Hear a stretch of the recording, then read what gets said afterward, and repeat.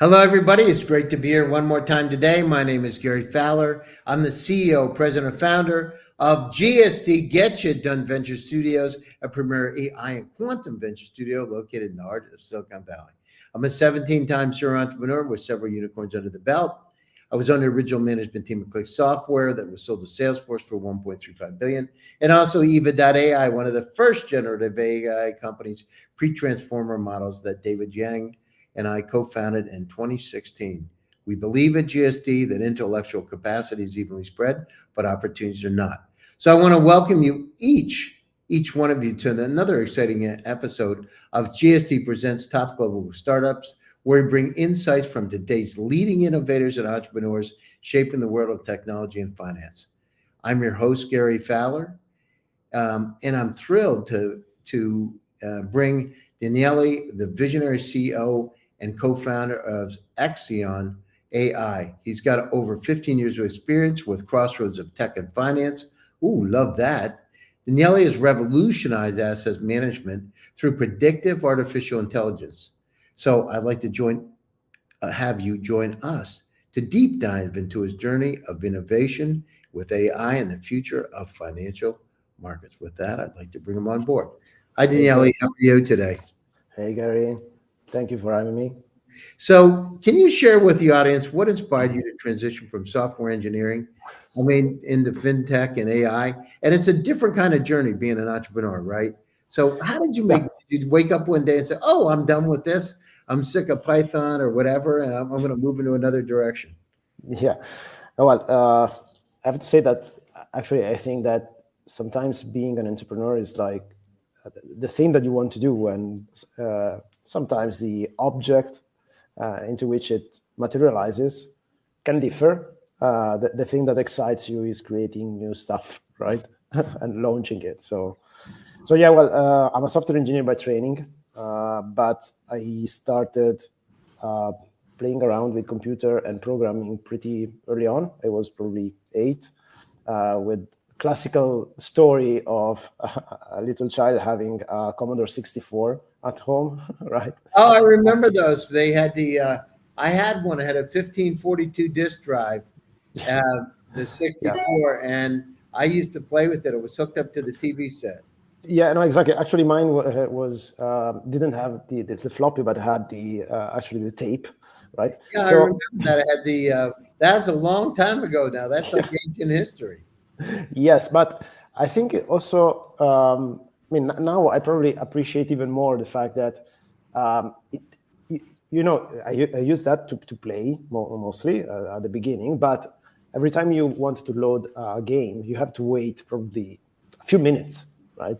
Right. So you had all that time in your hands, and the Commodore 64 came with a manual, which wasn't a common usage manual, but it was really a programming manual. It was Yeah, a yeah. basic programming manual. I had a Vic 20 too, by the way. I had the one before that, the white one, and then I got the gray one. Yeah. And I mean, it was, let me tell you, it was not easy, right? And then, by the way, No. when you would load up the program, it didn't always work with those tape. You know what I mean? Yeah. But the great thing is that during all the time that you had to spend waiting, I actually spent it reading that programming manual, and I discovered this world of programming. And actually, one of the very first programs that I developed was a stock market simulation, because my father was reading an Italian magazine about finance, about financial markets. So that crazy world of stocks changing their value overnight with no apparent reason sometimes really fascinated me. So I think that was actually the germ of what came after. And yeah, then I kept programming. I also remember another pivotal moment where the father of one of my friends, who actually had a software house back in the day, came to my house once and chunked in a floppy disk with Turbo Pascal, right, in my computer, and Oh my told God, me, I haven't heard of that for a long time. and he told me, listen, if you like BASIC, with this, you will have your microprocessor do whatever you want. Yeah, yeah. Oh, you probably loved that up as a kid, right? Yeah, exactly. So that was another pivotal moment, and yeah, I kept programming for fun. Then when I was at university with one of my friends, developed our software, actually a CRM for a specific type of voluntary organizations, and that was really well received here in Italy. So we got a lot of requests to use that across the country. So we had to incorporate a company to actually be able to at least recover the expenses, right? Right. And that was how I founded my first company. Then after university, we stayed, we started working full time on that company with the idea that we wanted to really do exciting new stuff with leading edge technology, but we come from a place which is Modena in the north of Italy, which is mainly known for Ferrari, Maserati, and all kind of supercars, right? Not for finance or for computers. So we wanted to have a journey with that company to generate the cash flow through third-party software development, fund our own research and development into the themes that we really love, which were, again, AI, finance, complex stuff, emerging properties.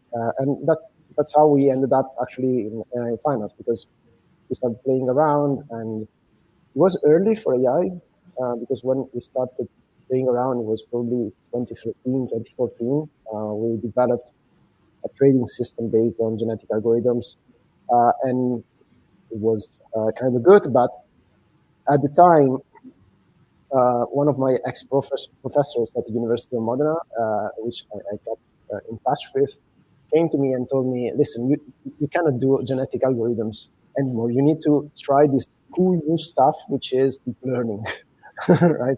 And it was 2014, so it was very recent. And yeah, I looked at it and I said, okay, very interesting. Everything which is out there seems made for, built for like computer vision type problems or problems in general where uh, you can have a very high accuracy, right? But if you want to apply this to financial time series, that's another game, totally another paradigm, right? You need to not to focus on getting the best possible knowledge because you Yep. can't reach 90% Yep. accuracy. You have to build the most resilient learning system, which is a totally different stuff. And yeah, and we embarked on that, and that's how Axion AI came to be, actually. So how's business today? Do you have revenue today? Sorry? You have revenue? Where are you with revenue? Yeah. We incorporated Axion in 2016. Now we are obviously we are in a very long sales cycle business. Back in the day, one successful entrepreneur told me, "You're in a 10-year business. You're not in a a quick win one." It was true. I didn't believe it at the beginning, but it was true. But we are above 1 million in ARR, and we we already raised more than 12 million up until today. We have investors from all over the world, actually, and recent in the last 2 years, the three big investors that came into our cap table were one of the biggest government sponsors in VC fund from Italy, which is CDP Ventures, but very importantly, two Silicon Valley VCs, Montage Ventures and Green Sands Equity, which was also a very great achievement because in the end, when you have Silicon Valley VCs investing in AI, as far as to Modena, Italy, something, it should mean something, right? Well, I mean, the thing is, Danielle, it's like, I've been involved in startups in the Valley for 39 years, 17 startups and a couple of unicorns. And I've been in AI for 29 years, when it was expert systems and that kind of thing. So I've seen a lot of stuff. Uh, Somebody said, you're right at the beginning. I said, I'm not Turing. Turing was at the beginning.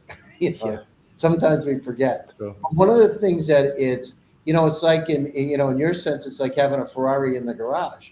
You got to get the Ferrari out. People have to see it. They gotta, you got to drive it in the Yeah, neighborhood. But the most important thing is, how do you win the race? We yeah, took a company from $0 revenue to, $1 billion exit, right? And how do you take that company and then take it to the next level to be able to curate it so it looks like a unicorn, it acts like a unicorn, and people see it and say, this is literally one of the best companies in the world. And it's not so easy from anywhere, including Silicon Valley, because I have companies from Stanford, MIT, Harvard, Yale, Princeton, all over, and some of the top MBAs. But the one thing is, if you look at it, there's three things you really need: network and contacts, operational expertise, and access and capital. You need those three things in a resilient team. And if you have those, any company can become a unicorn. The one thing about it is, we're in 73 countries now. It's the speed of growing. It's harder to do in Italy because it's a different kind of pace than is in Palo Alto or Menlo Park. You're on steroids there, right? And so it's just time. And being connected to the Valley, it's great that you got the VCs, but the part is because this is a very, very competitive time on our planet with technology. It's not like the VIC-20 with the 1541 drives and Commodore 64. It's about how do you grow exponentially because it's that fast now, In 2016, I started one of the first generative AI companies, pre-transformer models. It was called Eva, your virtual assistant. Actually, we called it Findo first and then Eva. And people said, it's never going to happen. You can see it in TechCrunch. In July 2016, I raised $7 million in 3 months on an idea. And people said, it's never going to happen. I said, well, it's going to happen. And it's going to happen faster than you think. And so we did it. And we pivoted to remote workforce management 6 months before the pandemic. And of course, we hit the market at the right time. I heard it was going to happen, and then we pivoted, and the rest is history, right? Yeah. Now the problem is, right, in financial, in finance, and everything is infobesity. There's too much data. Data is an asset class, right? You're as valuable as your data. And sometimes forget about it, right? And it's interesting. And so by having the tools that you have, so I want to ask, what specific problem in asset management did you identify that led to founding the company? And why is that important? Yeah, well, there are several trends that are collapsing together in financial markets and especially investment management. When we founded the company, what we saw was that obviously there was this conjunction between data availability, computational power, and new technology to actually learn from it. What we saw was also that the financial markets players weren't really ready to do the step. There are a lot of inertia-based dynamics, even in really financial markets company, which is sometimes astounding to me. Still astounding, actually.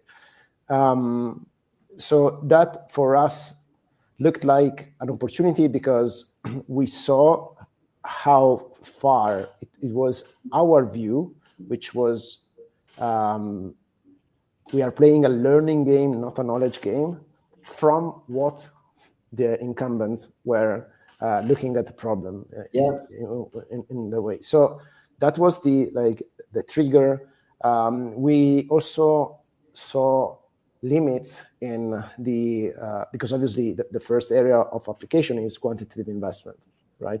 But traditional ways to do quantitative investments, to someone who looks at it with the trauma of having to avoid any bias or any information leakage or any data leakage, etc., with machine learning, their way of doing things very often looks like a little bit of overfitting, right? So there was all these inefficiencies in the way things were done, which we believe that if tackled with the right approach, very rigorously, with an extreme level of rigorousness, and using the technology available could lead to very impressive results. We also knew that there are several barriers and transparency in the sector because, first of all, you need to have a track record. No one believes you if you don't have at least 3 to 5, even more years of running something which works in financial markets. So they don't want to take they don't want the liability, right? And that's the problem. Yeah, no, exactly. And So we try to play that to our advantage, starting to go to market soon with a few test clients, etc., to build up the reputation and being rigorous in everything that we did. Fully automating the process that goes from data to the investment, the model, the investment strategies that we created that our clients use, etc. And yeah, obviously it took time, but the reality is that while at the very beginning, when we were presenting ourselves to clients, they were actually asking to us, what does AI mean in your name? Why are you calling yourself Action AI? After the boom of ChatGPT, now we are probably one of the very few players in the market that were already there from way before, from 2016. So now all that bets, which included like thinking this will change stuff, it will come sooner than you think, etc., are really paying off. No, it's great. So I have a question for you. Can you walk me through a recent scenario where your AI model adapted successfully to market volatility? Yeah, well, we have a very recent example during the tariff explosion in April, where in general, so we have different models, and as I always said, we aim at being the ones that like tilt the chances of the coin to to land in the head from 50% to 55%. So it's not like an oracle or nothing like that. But if you do enough bets in a systematic way, you then reap the benefits from it. You're going to win, yeah. Yeah. So yeah, in the case of what happened in April, yeah, our model started like changing the patterns that they were really paying attention to in the market on different dimensions, because it's important to remember that yeah, our approach in the end, also connecting to what you were saying, is data first. So yeah, AI models, great, but if data is crap, of course, you don't go anywhere. And this is particularly true in financial markets, where even the most famous names in the data providers world very often don't guarantee point-in-timeness of the data that they give to you. So our approach is data-centric, and we do not ingest just price, volumes, or whatever it's easy to get, but we ingest a variety of data, including options, fundamentals, sentiment, etc., all kinds of data that are ingested into our models. So this is very important, especially where this type of dynamics, such as tariffs, take hold on the market, because you won't see everything that you need to like tilt your position in the market just by looking at the prices. You really need to detect some shifting patterns underneath. And in that case, our models anticipated the volatility, positioned themselves in a better way, which actually provided very good results. And I always say that there is a component of luck, because of course only That's about building a startup every day, right? That's you better have a little bit of luck. That's the magic dust that makes it it work or not. Yeah, but in general, Daniele, I got one thing. Here's the thing. I've been doing this for 39 years, right? So we talked about the magic dust, but quite frankly, you put yourself in positions so you do have the magic happen, because you're actually putting yourself in a position where something's going to happen magical just because you've done it. So sometimes we forget about it. It's not like it just happens. Yes, you can have chance meetings. I'm walking down the street down in Palo Alto, and I happen to see a guy that I met over in Eastern Europe, and he's a very wealthy, very successful businessman. And he says to me, "Do you know anybody who would like to be my partner in a company?" Because I met him with Kai Kawasaki, right? Yeah. And I said, "Well, let me think about it." And 5 days later, I came back, and that's how we found Findo, right? Yeah. And that's how it works. But I had to be out in Palo Alto. Yeah, no, exactly. To be there, right? No, exactly. So, how do you see AI transforming asset management in the next 5 to 10 years? What's going to change? Well, in this, there are a couple of dynamics that play very in favor of AI and in general of everything that simplifies the process of investment management. In particular, one big trend that I'm seeing is the rise of active ETFs. ETFs have been part of this world for a while now, but they're really growing more and more.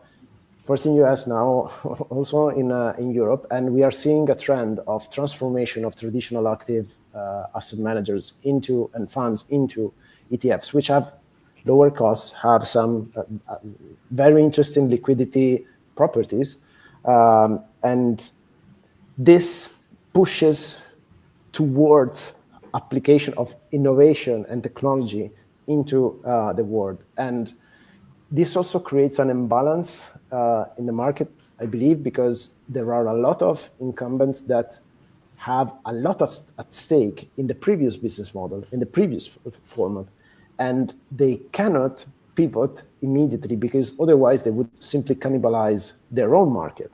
Right. So there is a lot of space for new entrants in this, and AI will play an incredible role because obviously it allows you to provide the same level of active investment management layer on top of like a more traditional passive allocation at a lower cost, which plays right in the hand of having products such as ETFs that have to cost less than traditional active funds. So that would be a game changer, and this at least in what we do. But in parallel, other areas of application of AI will in asset manager, I really believe that we will see the next level of robo advisors very soon. I'm already seeing the first germs of that, and their AI in terms of capabilities of personalization, customization to the users' values, needs, etc. They will get to another level. Somebody deeply involved in leadership and personal development, what's one key lesson you've learned from growing an AI company? So, going from your own background, right? And how do you go through and being an engineer and moving into entrepreneurship? What can you give us some insights? Well, I do think that insights tend to be very personal generally and not universally applicable. But one thing that I really learned, and it really links up to what we were saying before, like you have to position yourself in a way that increases the chances of you succeeding.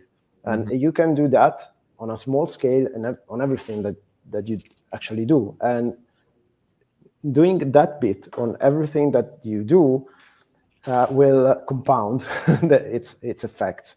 And that is very important. It's very important also as an entrepreneur to understand very clearly what you control and what you cannot control, because there are a lot of things that are completely outside your control, and you at least have to recognize them because there is a lot of time. Yeah, you can't be nervous about it. If they're out of your control, you got to intellectualize and think about it. But it's not something that you want to drive your life. You got to Exactly. you got to let it go. I was with this guy, Andrew Straczynski, who's a right-hand guy, Rupert Murdoch, and we had dinner with Carl Page, Larry's brother, out in Palo Alto. And one of the things he said, he said, I've studied 3,000 entrepreneurs, the most successful entrepreneurs in the world. And he said, I understand the kind of traits that they have and, what sets them apart. And I said, tell me one thing. And he said to me, he said, amnesia. They never let the past anchor them down. He said, they just let it go. And if you think about every billionaire that I know is the same way. None of them, have gone down through and do they dwell on the past? Because he said it's like a boat anchor; it holds you back. Yeah, that's true. I totally agree. And also, I think that our particular area of work, like financial market, etc., it's really day long, day in, day out lesson on the fact that the outcome, well, you do not control the outcome. So our strategy may go, we can do everything perfect and still the models being wrong about the market, right? But That sounds like a movie I watched a few years ago, right? Forrest Gump. Life is like a box of chocolates, and you never know what you're going to get. yeah, no, exactly. No, but I mean, you can control the process you employ, which will tilt the chances in your favor. Right. But then the single draw, the single coin flip, yeah, it may go wrong, but you cannot let that destroy you, right? And this is very important, especially for engineers, because engineers are used to think that if they do something perfectly, the thing that they build, it will work, Right. right? But it's not like that in life, right? Great. Ian, you can't be, you're so upset about something that doesn't go your way. You got to figure a workaround how to make it work. Yeah, and keep thinking and stay focused on the process itself. If the process is good, in the long run, you will succeed. I agree. Listen, we're coming to the top of the show. By the way, Daniele, if you want to stay on after the show, we can talk for a few minutes. That would be great. So, closing thoughts and how do people get a hold of you? Oh, well, people can absolutely go to our website, which is axion.ai, and can reach me on LinkedIn. I'm not a very big social media user, to tell the truth, but always read anything that comes in, because yes, it's another way to be like open to strokes of luck, right? I mean, Yeah. And the more people you have in your LinkedIn profile, the more luck you're going to have, right? yeah. No, that's great. Thanks for taking time out of your busy schedule to join Thanks us. to you. And thanks to all my audience for joining one more time. Thanks to all of you. We're at about 1.3 million views. And this is my over 1400th podcast. So I appreciate it. So if you like it, like and subscribe to the channel. And as always, stay happy, stay safe, and stay healthy. We'll be back to you again soon with another exciting edition. Take care of yourself. Thanks, everybody, and talk to you again.